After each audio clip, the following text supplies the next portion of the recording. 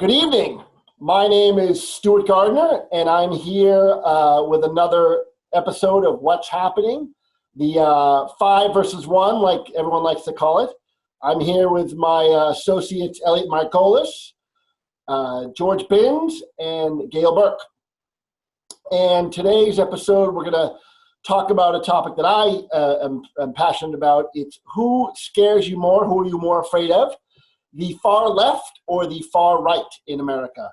And my opinion is that I think it's one of the great fallacies of our time that the far left is scarier and more dangerous than the far right. I think it's for lack of a better word, a conspiracy by the right to convince everyone that the far left is dangerous. Why do I think that? Let's see. And I went back a little bit in time, guys, not that far, and it was just America. August 2012, 40-year-old white male, Michael Page, killed 6 people in Wisconsin. He was an American white supremacist. October 22nd, 2018, Robert Gregory Bowers. He was an American white supremacist. He posted a manifesto with anti-immigrant and Nazi themes. He went into a synagogue in Pittsburgh and killed 11. In 2019, Patrick Sresius, a 21-year-old from Texas, he posted a manifesto with white nationalism and anti-immigrant themes.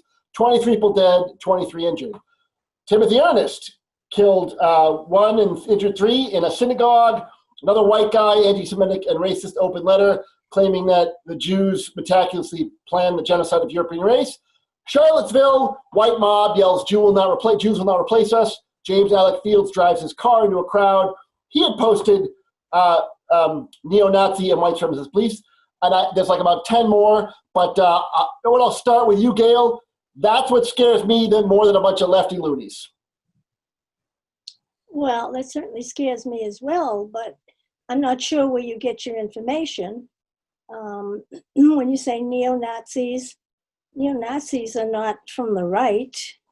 I'll tell you what, I believe that it comes from both. You may be surprised at that.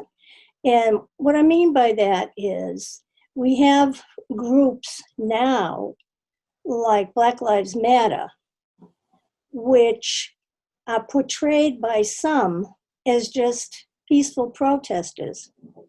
Well, the media likes to portray it as such. However, and the media is mostly left-wing, as you know. However, what is happening throughout the country is anything but peaceful. When we see the burning down of buildings and businesses, we see the looting, we see people being shot. If you want a list of people being shot, I'll tell you that some of these shootings and murders are not even mentioned in the media, unless it involves a white policeman shooting a black person. The media just kind of fluffs it off. There was a 24-year-old white mother killed by BLM thugs on Monday. She was shot in the head and killed by these so-called peaceful protesters. She bumped into them when she was walking with her friends on the street. And they were talking about all lives matter. And one of the protesters heard her, turned around and shot her in the head. This is happening over and over and over. But the media will not tell you about these kinds of things. They're not interested in it. They don't tell you about the churches that are being burned down all over the country. The statues, the religious statues. There was one in Boston a couple of days ago that was partially destroyed. You could go on and on and on about this kind of thing. And now they're talking about defunding the police. And who's talking about it? The Democrats. They're the ones defunding the police and using the 2 phrases of the week. Reimagining policing, heard in the media, and the leading Democrat politicians, and reimagining public safety, which means the same thing, getting rid of the police. Now, how on earth do you think that's going to make anything better. It's not going to solve all the violence. It's going to make it worse. And in addition, a lot of police are now resigning because they don't want to face all the baloney that they have to face, all the violence against them. And that is coming mostly from the left. George? Well, I think you can pick up little bits and pieces here and there that make both sides look bad. And if you get back to the fundamentals, the right, the conservatives, by nature, like the way things are right now. And as long as you leave them alone, they are comfortable and they have no axe to grind. And you can talk about some really spectacular events where the far right got on a rampage, and probably the most spectacular one is the Oklahoma City bombing, where two guys took down the front of the Murtaugh building and killed a whole bunch of people. But when you dig into it, well, why did that happen? Well, because the government went out there and they went to Ruby Ridge with an armed posse to serve a warrant on a guy because he didn't show up for court for his appointed date. They shot his wife, they shot his baby, they shot his son, and it was a disaster. And it was the same kind of disaster at Waco, or Waco if you hang around that area, over the Davidians, David Koresh. David Koresh. And again, it was a situation where they had a warrant, they suspected some child abuse, and they suspected there was some arms. And they went in heavy-handed, and the right got very upset. And yeah, that's a bad problem. The other half of the game is the left, as Reagan had put it, is they know so many things that are absolutely wrong. And they believe firmly that they are the only ones that know the correct answer to everything.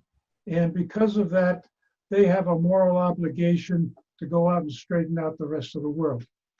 And basically, they're going off on a whole bunch of tangents for which they have no basis in fact. This whole game about minority relations, they want to turn it into something that's impossible to solve. It's got to be a race problem. There are no races in the species Homo sapiens. So if you create a problem that has no solution, how do you solve it?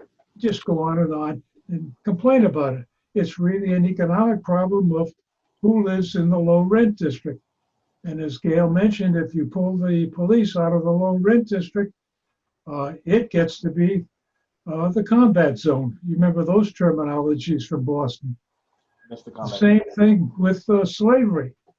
They think that all of a sudden, because we now believe that slavery is not the right thing to do, that you can go back in history and condemn everybody that was involved in the world when that was not the case. Slavery has an ancient history of being the spoils of war. You go into battle, you defeat the enemy, you kill all the men, and you take all the women and children and sell them into slavery. That started with Mycenae and the Athenians. The Athenians won the battle. And there was no more Mycenae. And the same thing is going on right now with this whole business about global warming and climate change. The basis for that is softer than a boiled grape. I've been listening to these arguments for 60 plus years. It used to be, oh, the ice age is coming. And the solution to that is we're going to spread coal dust all over the glaciers so they'll melt. Then by 1975, no, it's not the glaciers that are coming. It's warming. And every one of their predictions has failed to happen. So it's another phony thing. And the science behind it is softer than a boiled grape. And I can go on that for a couple of hours. Elliott, what do you think? Okay, well, I'm going to take a little different approach. Stuart, you talked about some certain instances of individuals doing some pretty nasty things. You ever heard the expression, good intentions lead the road to hell? I've been there. Okay, so here's the thing. I honestly believe that the liberals or the far left think they're doing the right thing, but they're not. Let me give you three examples. Number one, the Great Society from Lyndon Johnson. From the Civil War until the mid-1960s, the black family, or the minority family, 80% of them were husband, wife, and kids. After the Great Society, till now, it's 30% husband, wife, and kids. So something went wrong there. Now let's take a look at the METCO program that we have here in Boston, okay? We wanted to give, or they wanted to give some black kids an opportunity for a good education. So they bus kids from inner Boston to Wellesley, to Sudbury, take your pick, but not all of them. So why isn't everybody worthy of a good education? And the money that they spend on busing the kids could be used to making their schools better. But no, they don't do that. They choose certain individuals who end up, if they want to play in sports, they end up having to get home at 8, 9 o'clock at night, and then they got to do their homework. Another example, affirmative action. Affirmative action is basically saying, we know you're not capable of making it on your own, so therefore we're going to help you make it and give you the extra push, or give you an advantage over everybody else. It's a racist policy, affirmative action, and it's saying you're not good enough to do it on your own. So good intentions, false way of getting things done. So I might agree with all of you a little bit. George said that conservatives like things if you leave them alone. And I think that the people with nothing would say that's great for you because you got stuff. I don't have anything. I can't leave things alone. My concern is the country, the Trump government and the Republican Party is moving far to the right. And I hear what you're saying too. The Democratic Party is moving far to the left. It's which scares you more. Now, you guys are obviously Republicans, so you're going to say Democrats. We've got three examples in our society that I can look at in the past 100 years.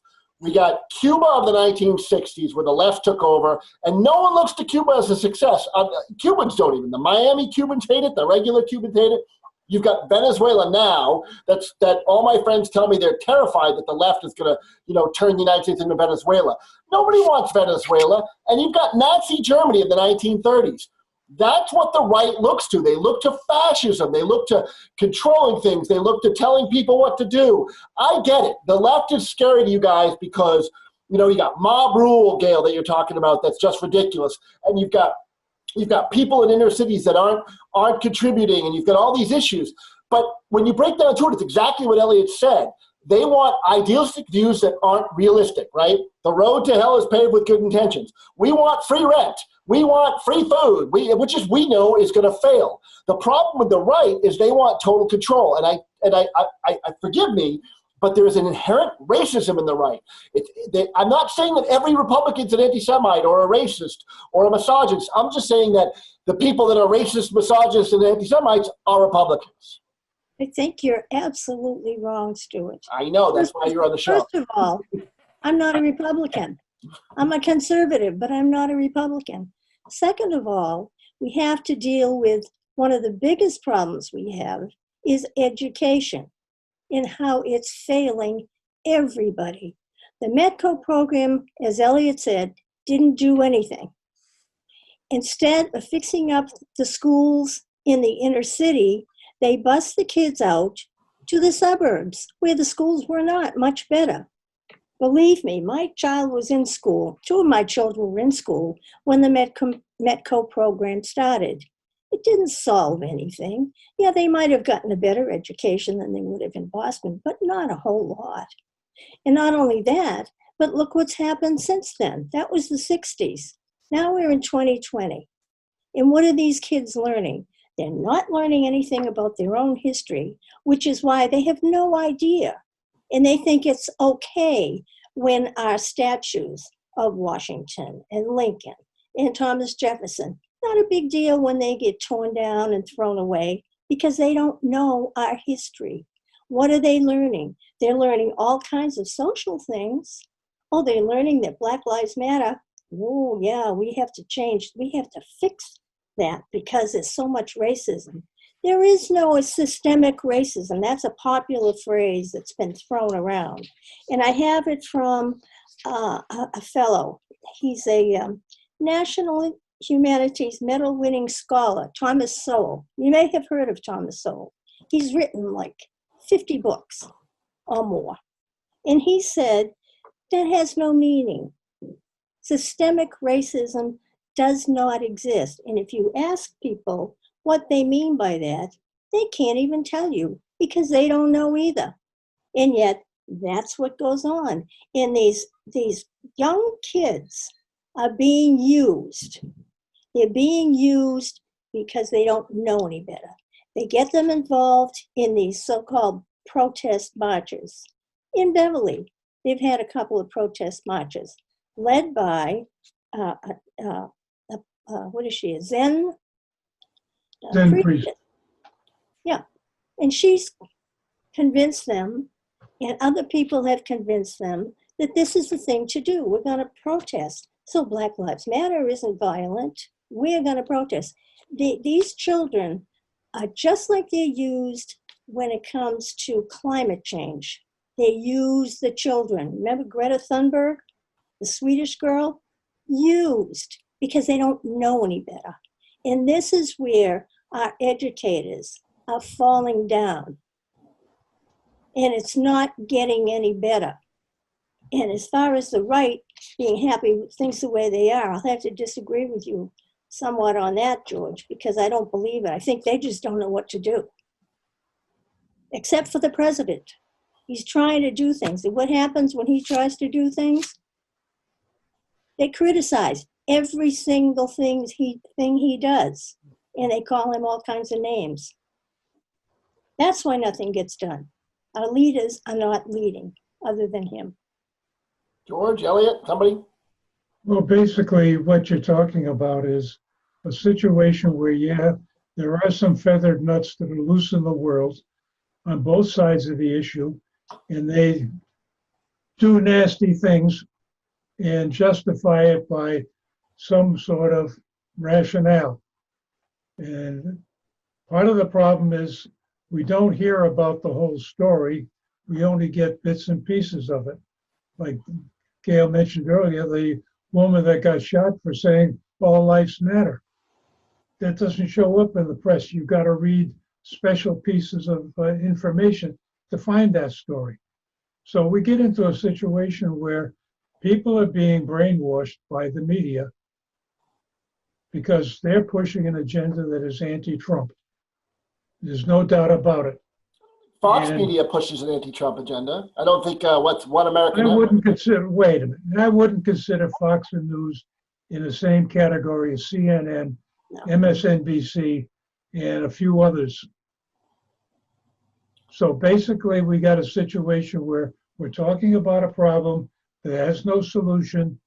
And can you put me on the sharing? Share the screen? Oh, sure. See if we can show you a couple of pictures. I'm going to make you the host for a minute. Just make me the host afterwards. That should. Okay, All right, you're the host now. So I think you can share. okay.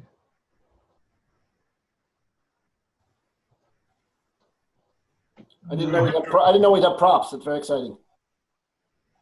Down the bottom, it should allow you to share screen. Yeah, I clicked on that. Well, if you just hold There it it up, is. you'll be able to see it. Just hold up what you want to hold up. It's on the, Oh, it's on the computer. Oh, I made you host, George. There you go. all right. Okay. is it showing up now? Yep. All right, so there's two gentlemen, well-known, who have a particular position in saying, how do we stop racism? Well, one other thing is stop talking about it. It doesn't exist. in his comment, this is Morgan Freeman, I'll stop calling you a white man if you stop calling me a black man. And that's fine. And the same thing with Denzel Washington. Stop reporting the news as an innocent black man was murdered by a corrupt white cop. It was a man that was killed by a cop. That's all they have to have. And you get beyond that, you're getting into some sort of agenda that really has no solution. That's called gender politics. Gender and racist politics. Elliott, what do you want to say? Okay, so first of all, Black Lives Matter is a Marxist organization who their chief fundraiser is a terrorist who was pardoned by Bill Clinton. And a lot of the money that they raise, they give to the Democratic Party. So it's not a civil organization, it's a political organization, an arm of the Democratic Party. Take a look at our education. When the liberals started taking over the education, all of a sudden the United States was one of the best education countries in the world. Now it's like in the 35th or 36th best in the world. What's happened is that education is discipline, and we've taken discipline out of the schools.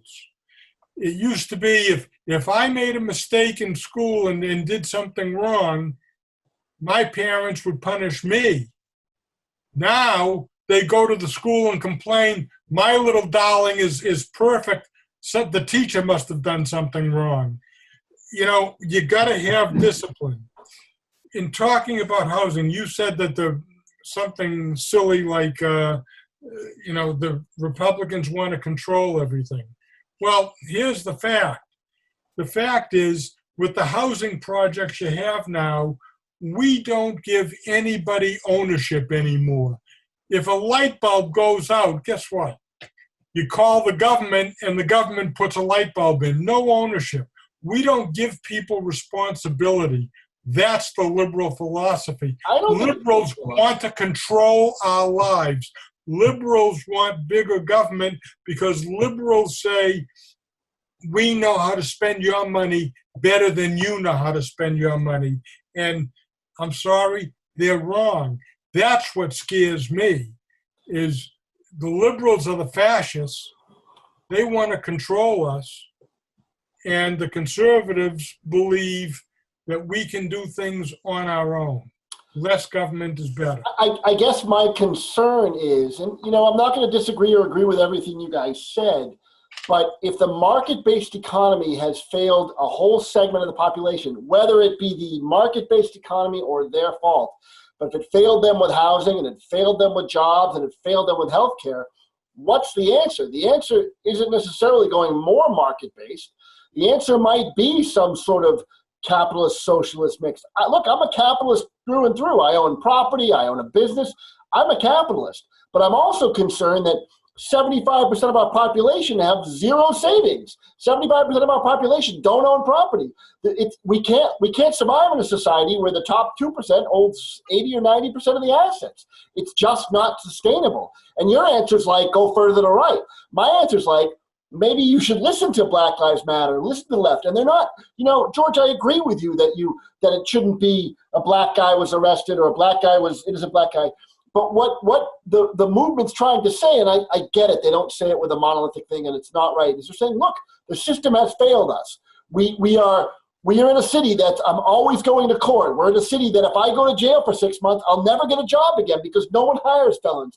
We're in a city where even if I try hard, I'm only going to make minimum wage. Now you guys will turn around and say, you're not trying hard enough, or it used to be the schools and you didn't pull your boots up. And I'm saying that no one's listening to each other. These people are marching in the street going, the system has failed us. And are you going to sell them a far-right system or a system on the left that can help them? The left has failed them. It's very simple. The left has failed them. The right's in charge. The policies that I pointed out have failed them. Hey, guys, let's This slow it down. president cannot undo everything that was done from the past administration. But I think the main thing that we have to do, and Black Lives Matter, if they really cared about Black lives, they would tell their people, look, you have to stop thinking that you've been a victim. Because if you have a victim mentality, you're never going to climb out from under. Look at the Black people who have become amazing, amazing people and have done wonderful things. Look at Ben Carson, for heaven's sakes. He was a neurosurgeon. He did something that nobody else in the world had ever done before when he separated conjoined twins that were joined at the head. Now, he came from nothing.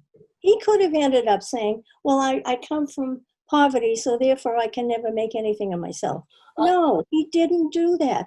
Thomas Sowell, who I spoke about earlier, another Black man who was very, very successful. Look at Condoleezza Rice. You have all kinds of people that could be role models. Clarence Thomas of the Supreme Court.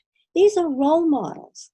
But And, you know, what's taking happening, BLM does not portray these people. They ignore them. Because why is that? Because they've made something of themselves? They haven't been victims? and taking what Gail is saying with the people that she's mentioned, tell me, why is it that the left that won't even consider them Black?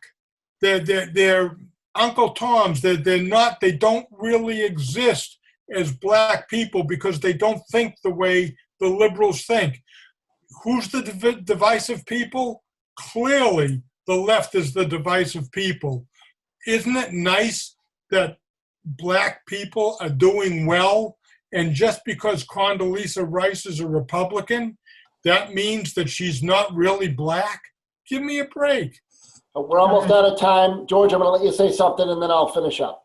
Okay, you can see the picture I've got up on the screen. And this is my concern of why we don't get straight stories from anywhere. The people are playing games with us, and it's the media that's doing it.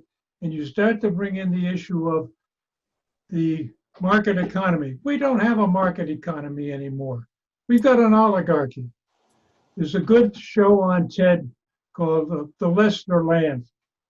And the gentleman points out how few people who are paying for who gets to be the candidates we get to pick on for an election. And if they had their way, the last election would have been Jeb Bush versus Hillary. Two insiders who have been bought and paid for. And all of a sudden, the people on both sides, light skin, dark skin, and everything in between, on the low end of the system, voted for Trump. And that's why he's in, because everybody on the low end of the system is getting hurt. So, Stuart, Stuart, before we go, Stuart, Yeah. I just want to add one thing. Sure. I would like you, in particular, Stuart, to read this book. It's called The Death of Right and Wrong Okay. by Tammy Bruce. I'm going to write it down. And it will be an eye-opener for you. I'll take a look at it. Okay. So, thank you again. This was an enjoyable show. I think that it's we're all passionate on this topic, and it's another 5-1, and we're going to try to do a couple more. And I think that's it. Did I miss anything? No, thank you for hosting the show, Stuart. Yes. All right, yeah. all right, guys. We'll hopefully see you guys again.